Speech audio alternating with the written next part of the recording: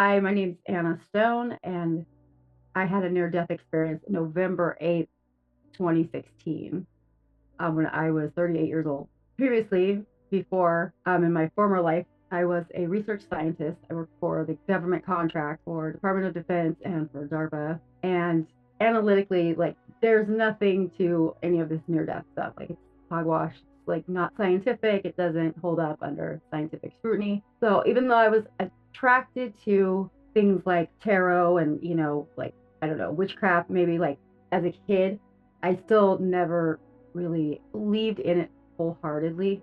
I guess I dabbled, but I always, went back to science. And even though I had a lot of weird experiences growing up that some may call paranormal, I guess, I still managed to explain all that away with rationalizing it out. So I'm in a bad time in my life, like really bad. I was drinking and really being not the best person. And I was in a really toxic marriage. And I had this bleeding that started and I didn't know what was wrong with me. And, it was like just my cycle was just going and going and going. And I didn't know why, like what was going on. And actually, the day this happened, I had joked to my family that I was like bleeding to death. Then the next thing I remember is I'm in the hospital and I'm told that I fainted, I guess, and that I was losing blood pretty rapidly. And I guess I had a ectopic pregnancy that had ruptured, and I lost at this point nearly half of the blood volume in my body. Then I started to feel this sensation that I actually, it's hard to describe, but it was this extreme panic of something being very wrong, very, very wrong, and this feeling of like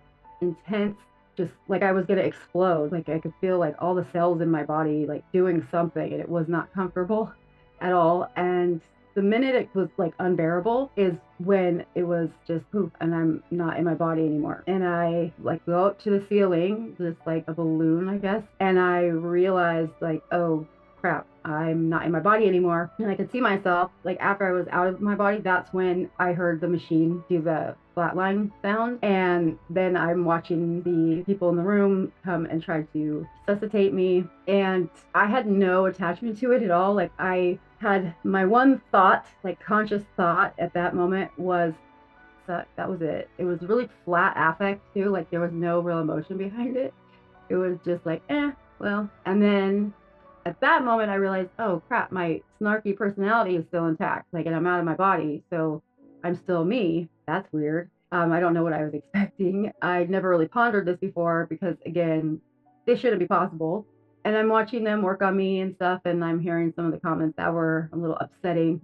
Like one of the doctors had commented on how in my records it had said that I had a former addiction to medication, that like, what do we expect? Like I was just, some drug addict, but I'd been off of those for 8 years at that point. So I was offended, highly offended. But I wasn't offended at the time. I was offended when I came back. Let me clarify that. But at some point I heard the flatlining and all of that. But then it was like the realization of my children, like, okay, where my kids are they going to be okay? And I was instantly taken to my oldest daughter, who happened to be in class 210 miles away at her college in Fresno. And I see her there in her desk taking an exam. And I just was like, okay, she's fine. And I was like, well, what about my little one? And she's taken right back to the hospital waiting room where I see my Lucy, who was barely 2 at the time. And she's playing Legos with Legos. And I'm like, okay, she's fine. And then I realize that if I'm looking to the right, I'm looking in the hospital. But if I glance to my left, I'm not in the hospital anymore. I'm somewhere else. I can't really describe where that somewhere else is, but it's not on Earth. Like this room, it's yellowish white, kind of, I guess it's a room. I don't really see walls to support that, but I just know it's a room. I don't see any tunnel. I don't see any dead relatives. I don't see any religious figures. I'm by myself, but I'm not by myself. It's like I could feel other things around me. And I realized a couple things. I realized that one, I'm enormous. Like I'm everywhere and nowhere. Like at the same time, I realized I don't have a body. I don't have eyes. I don't have ears. I'm not in physical form anymore. I can see in 360-degree vision. Like I can see behind me, on side to side, above, below, just by thinking it, which was interesting. It didn't like freak me out. It was just fact. I'm in this room, I guess, and I just all of a sudden I look up, and now I look in front of me rather, and there's another person looked physical to me, it looked standing in front of me, and it was me though. It was very strange. It was like my physical self, but not quite. So it was looked like me, literally. I mean, it's like my twin, but so there's a little difference in features, a little difference in, hair or something, but it's me. And I'm very aware that this is a version of me. I knew that I was going to talk to me. I don't know how else to say that. And I stood there, or I'm there. I don't know. I'm not standing because I'm not in form body, but I'm there, and I get one message to me, like transmitted telepathically, and it's the word nope, NOPE. And that's something I would say, instead of saying no, I just say nope, in my regular life. That's how I speak. And I got that message, and I instantly knew that meant, no, I'm not staying and I'm going back. And that was what happened. I suddenly, like, got all of my enormousness got focused into this one stream that went shooting back into my body via my navel or my belly button. And it hurt like really bad. Like it actually was physically painful. And at this point, I saw the tunnel. Like going back in is when I saw, I guess, a tunnel. It was just like, for me, I think I understand that it was focused back into my navel. So therefore I had to be in like, a beam rather than being dispersed like I was previously. Like what I can say is that it felt like if someone was holding your head underwater and you were gonna drown, like, and you were right at that moment of opening your mouth and breathing in that, breath of water instead of air, but then they let go and you managed to pop up and breach the surface and gasp for like that air that you need so desperately. That's what happened. Like I shot up on the table and like gasped this like really loud and very shocking to everybody in the room gasp for air. That's what brought me back, was this, I guess it was the pain mixed with the lack of oxygen that, made me shoot up and awaken on the table. And I knew instantly what had happened. Like I knew I had died. I knew I had left my body.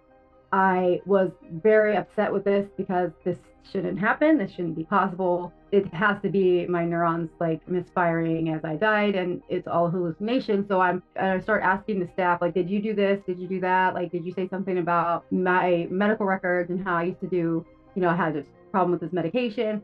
And they were just, well, first of all, they were like all in shock. They had stopped working on me and like we're doing like filling out some forms. And also I was still hooked up to the EKG monitor, and there was no beep ahead of time to warn them that I was coming back. So I think it really shocked this one guy. He looked very concerned. Like he was kind of standing there frozen. And I asked the doctor again, I was like, did you say this about me? And he was like, how could you have heard that? And so at that moment, it like sunk in that, oh crap. Because I was hoping they were going to be like, no, that has to be hallucination, lack of oxygen to the brain, whatever, but they validated that. That's when I started realizing like, oh crap, this is bad. This is what happened. I died and it was real. And I asked them how long since they had called time of death, and it had been just under 6 minutes. Not that long, but it definitely resulted in a lot of things changing in my life. And that one message I got from myself on the other side has like unraveled and become a lot of other messages for me that have also helped change the course of the direction of my life and everything. So after I got released from the hospital, I started really thinking to myself, like, how horrible that I wasn't more upset about my children. I hadn't yet realized the fact that when we're on the other side, we don't have negative emotions. So I hadn't gotten that yet. Like I hadn't figured that part out.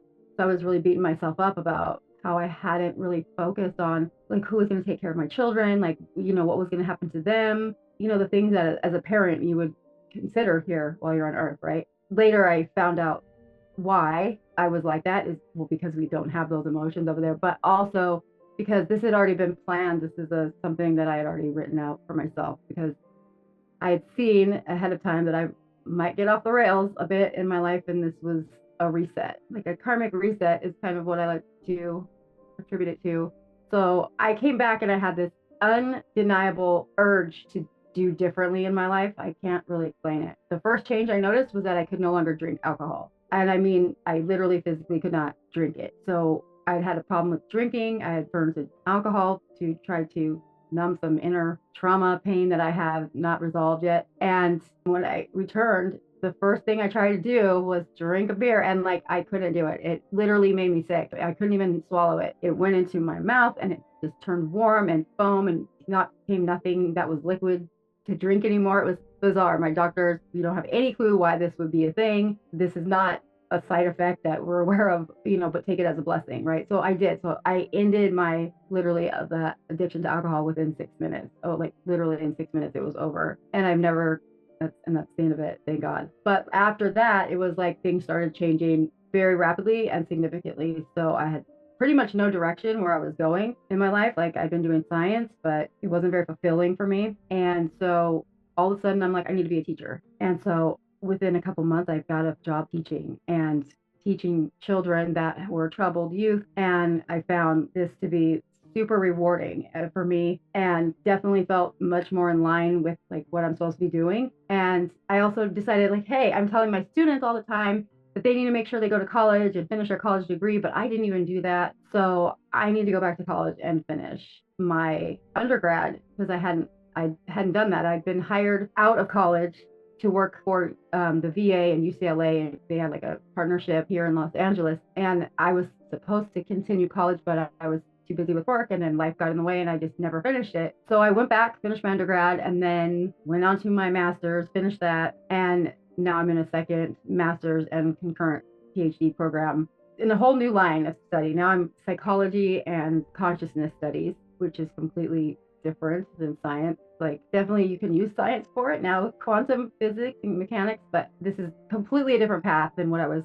doing before. And my whole thing has been about like being of service to other people. And it's helped me. Like I had a really traumatic childhood, like really bad, actually, like really heavy stuff that happened. And this event has triggered this need and desire and drive to heal that, and has led me down this path that's just become truly amazing for me and transformative by no little measure.